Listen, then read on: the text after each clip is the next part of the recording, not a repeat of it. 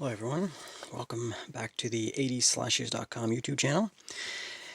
On today's video, I'm doing something a little different, pretty exciting.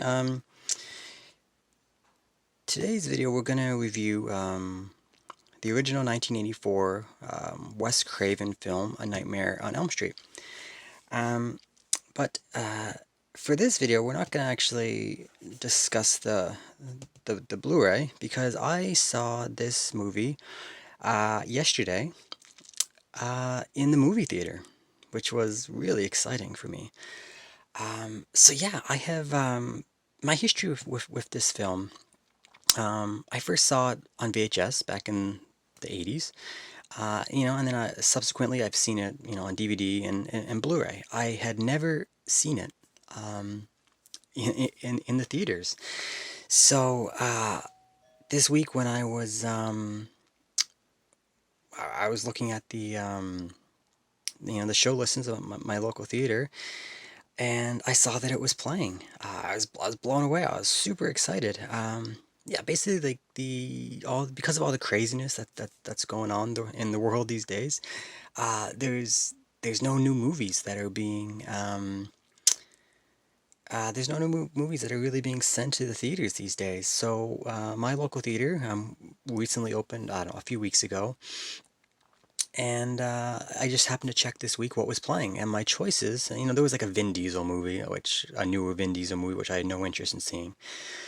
But my choices were basically Jaws, The Goonies, Jurassic Park, The Empire Strikes Back, and A Nightmare on Elm Street. And I was so excited, and there were later showings, so I bought my ticket. The day before. And when you buy it online, you can check to see like your seat. And I was the only, at the time, I was the only seat sold. So of course I was thinking, man, am I gonna get to go see this movie in the theater on the big screen and have the entire theater to myself? That's what I was hoping for. So I was really excited. So I put the kids to bed. The wife stayed home, was getting ready for bed. I took off. I went to my local theater by myself. Before I left, I checked the seating one last time, like a half hour before the showtime started, and I was still the only seat. So I was like, oh man, I'm gonna get the theater to myself to see this film. I pulled up. I walked in. Nobody, nobody was. It was like a skeleton crew. Nobody was working.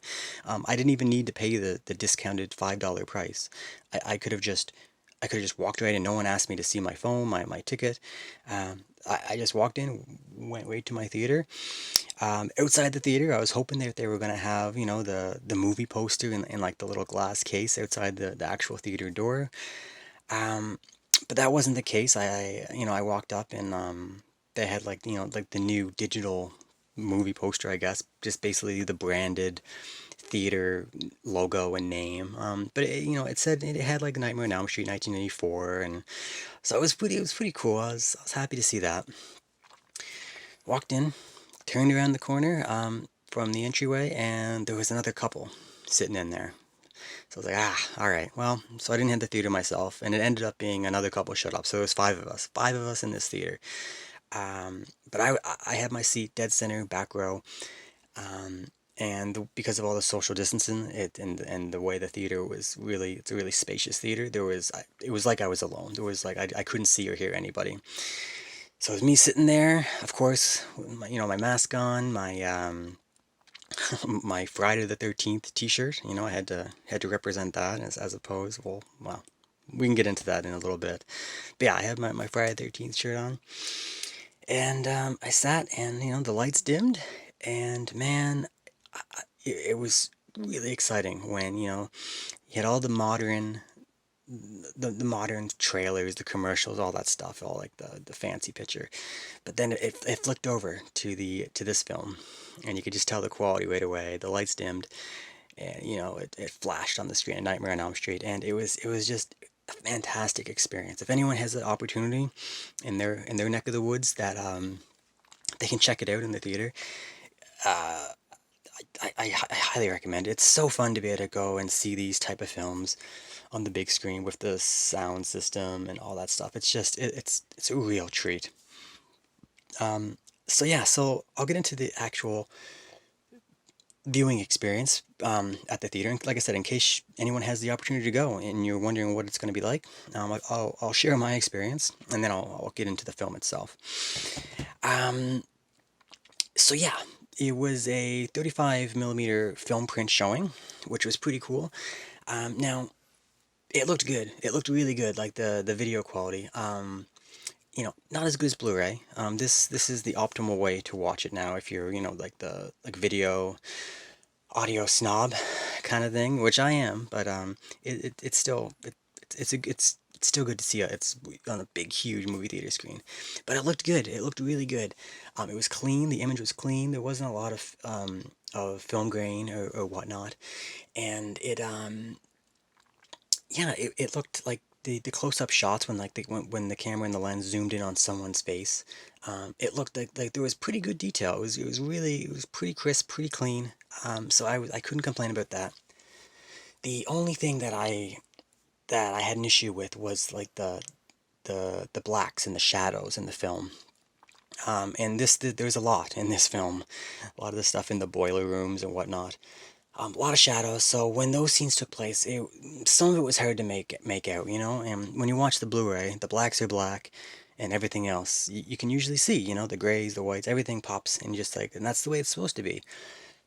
So in this experience, in the theater experience, it was, it wasn't quite there. But that was it. Other than that, like the daytime scenes and the scenes that were better lit, looked really good. No complaints.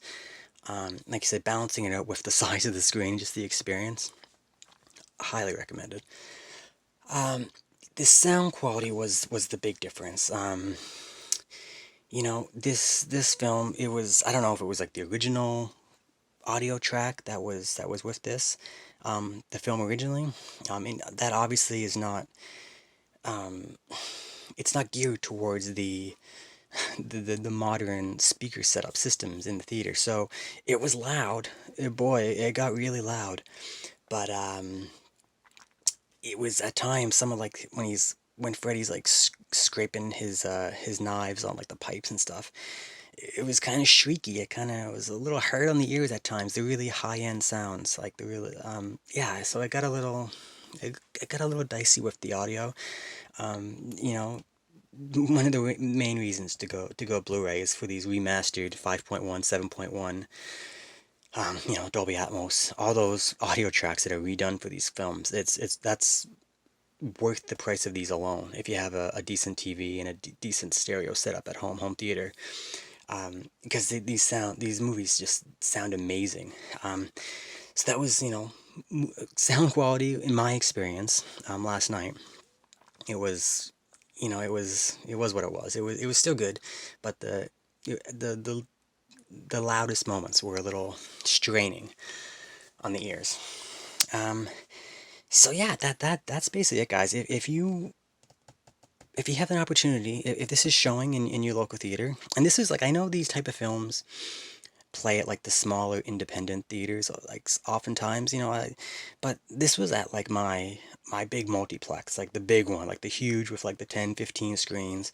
These type of films do not come, for me anyway, to my theater. I get like the horror movies I get are like the new stuff, like the Brightburns and the new Halloween sequels and the Marvel movies, all that stuff, which is great, but we don't get these type of things. So that's why it was a real treat for me to go to that theater and watch a film like this.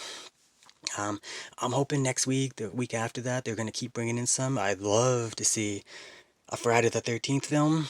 I will be going, for sure. A Halloween film, anything, like even like a more obscure 80s slasher. I doubt that will ever come. But boy, I will go. I will make a review and I'll talk about it. So yeah, so if you have the chance, go check it out. Any of these movies, I'm sure the Goonies, Star Wars, Jaws, I'm sure they're all fantastic experiences. And because of what's going on in the world, it's a good time. It's a good, if you could call it a perk, for me, it's a small perk of what's going on. You have to socially distance, you have to do all that stuff. That's what we're doing up here in Canada anyway. Um, But it's worth it. I said, like, you take your mask off in the theater, because people eat popcorn and stuff. So once you're in your seat, you can take your mask off. There was no one within 20 feet of me, so it's perfectly fine. So yeah, so that's the theater experience. Let's get into this movie. All right. If you've seen a couple of my videos before, I've talked about this franchise. Um, I I have some issues with this franchise. This is not my definitely not my favorite franchise. That would belong to this mister right here. This is my all-time favorite 80s slasher franchise, followed by this guy, and then I guess all that's left in the 80s franchise, where there's a lot of films, would be this guy. So this would be third in my ranking. Um, the big issue with the franchise as itself is there's a lot of crappy movies. I like all these movies. I like a bunch of these movies.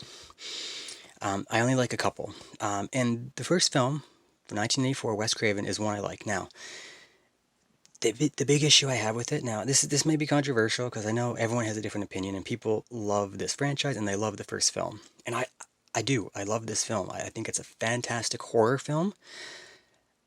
As a slasher film, I have issues with it. I get that there's slasher elements, and some people view it as a straight up 80s slasher. I do not. It's a supernatural slasher at best to me. But it's a horror movie, and it's a good horror movie. Um, I don't know. That's just how I've always felt. It's just my opinion. I know there's varied opinions out there, but that's just where I sit on this franchise. Um, this the original film.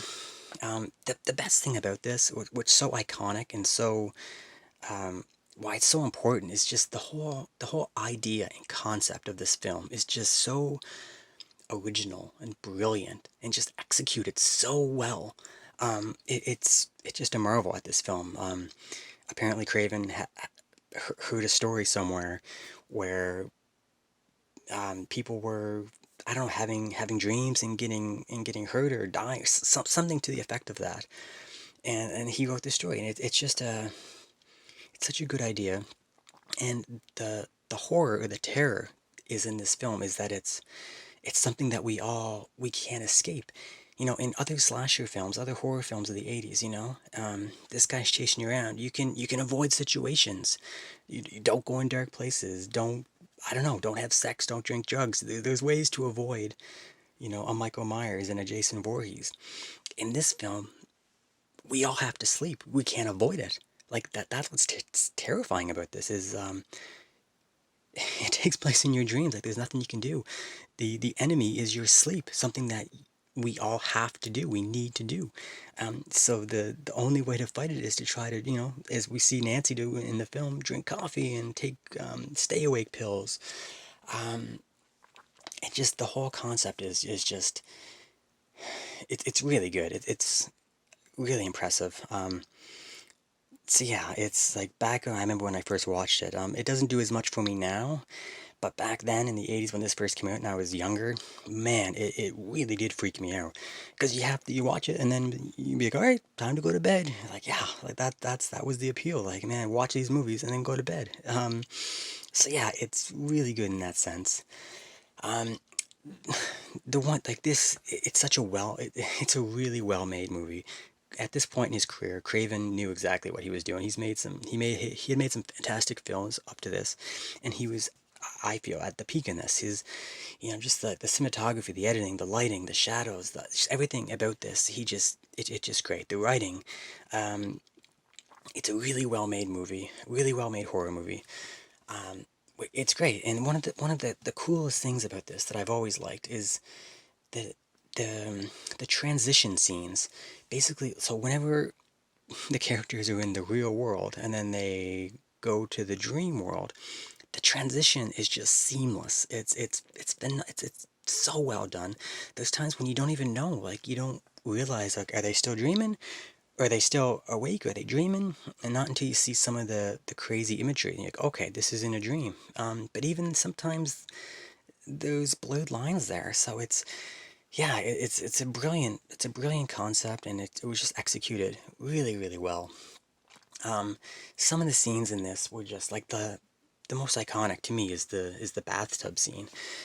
Um, just well, the way that was filmed for one thing, the camera between her legs coming out of the water, the glove, and then even like the underwater when she gets pulled under the water, like just and then up above and you see like the above the bathtub, like oh, it's just a fantastic scene, so good. But just the idea, again, the idea of that, like you can, something as comforting and as calming as a bathtub, having a bath, you could die. Like she came close to being drowned, yeah, it just the whole concept is just it's scary, and that's what's great about this movie. I really liked it. Um, Now the the version of Freddy that we get in the first film is much different than what we get in later films. Obviously, everybody knows that. But the I don't find that Freddy himself is overly scary in this film. But again, it's the idea of him that he comes in your dreams and he can get you in your dreams. That's the idea.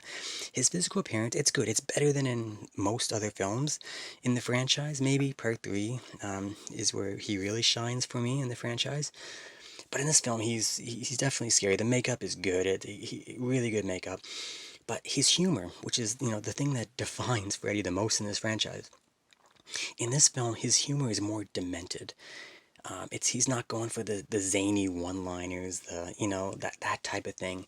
It's more of a yeah. He has like a sick, twisted, demented type of humor, and it fits. It fits with his role as like a child murderer and like a yeah. It's like it just I really appreciate his humor. It's not over the top. It's just very subtle little jabs.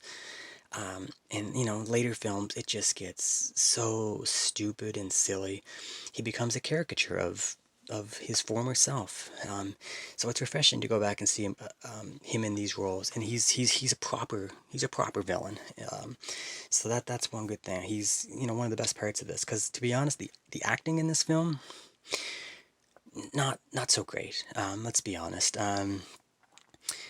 Heather Langenkamp, she does okay. She's better than most final girls in some of these 80s slashers. I'll give her that. She's still not great. She never really went on to much of a career after this, and I think that's the reason why. She's not a fantastic actress, but there were scenes where she did really well. There were scenes that were, um, young Mr. Johnny Depp in his debut. Again, he wasn't really given much. He just kind of spat out generic lines. But you could tell there was some talent there, and he was he has good camera presence. So he was probably second best in this film, behind, of course, John Saxon, who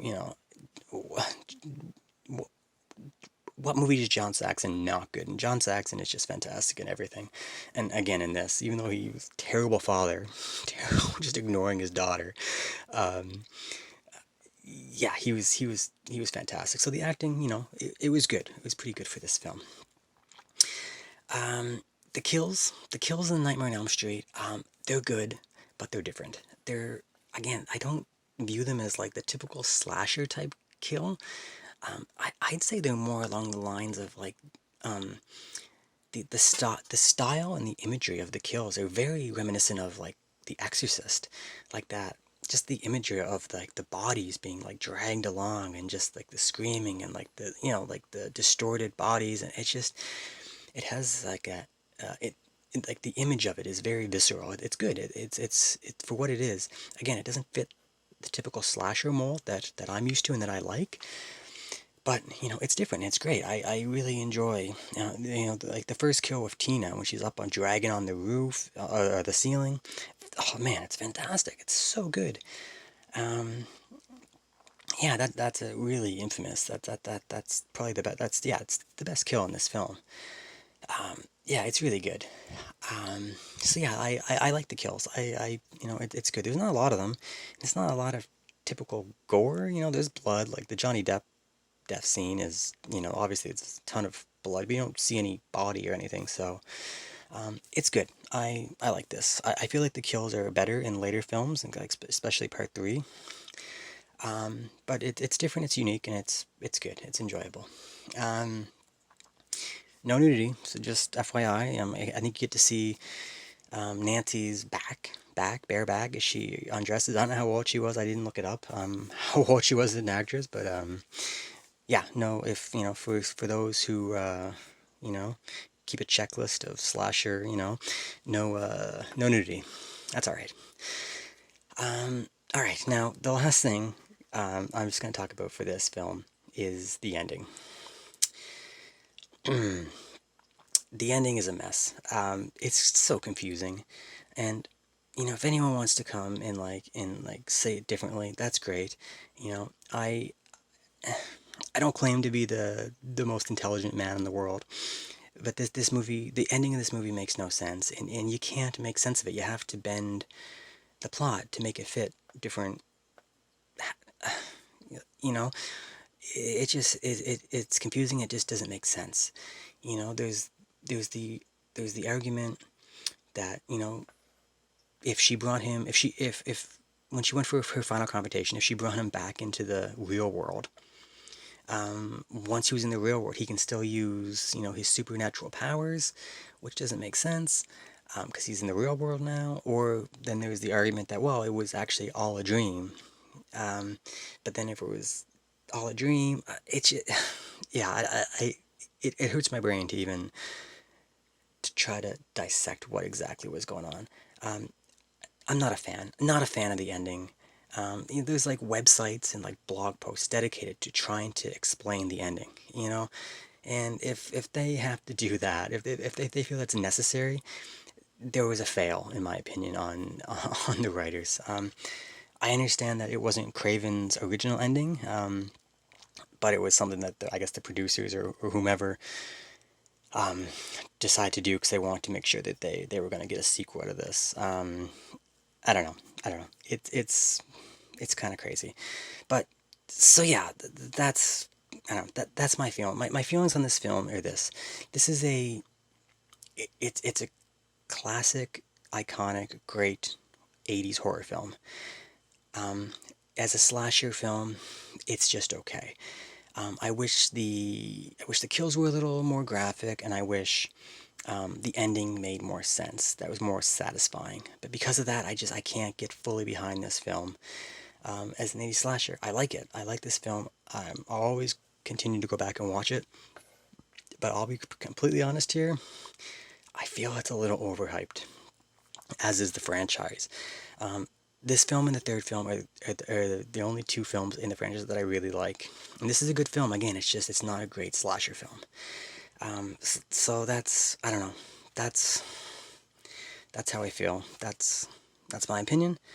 And every time I watch it, I'm like, okay, it's gonna be different this time. I'm gonna like it more, but I always come back to the same feelings after I watch it. It's just something a little lacking for me as a slasher film. But again, it's an iconic film. Just the concept and the idea was revolutionary, and it's fantastic. It's a good watch, and it was even better to watch, like I said, in the movie theater. So that's it, guys. So yeah, hope you guys all are enjoying the film or these videos. All those who have subscribed, thanks. I really appreciate it. If you haven't subscribed, please do. It's a big help. Leave some comments. I'm curious to know if anyone feels like me about this film and this franchise. I know there's a lot of people who love this franchise and probably think I'm crazy for I'm blasphemous for talking negatives about this film, but it is what it is. It's how I feel. So that's it. So yeah. All right, guys. So until next time. All right, see ya.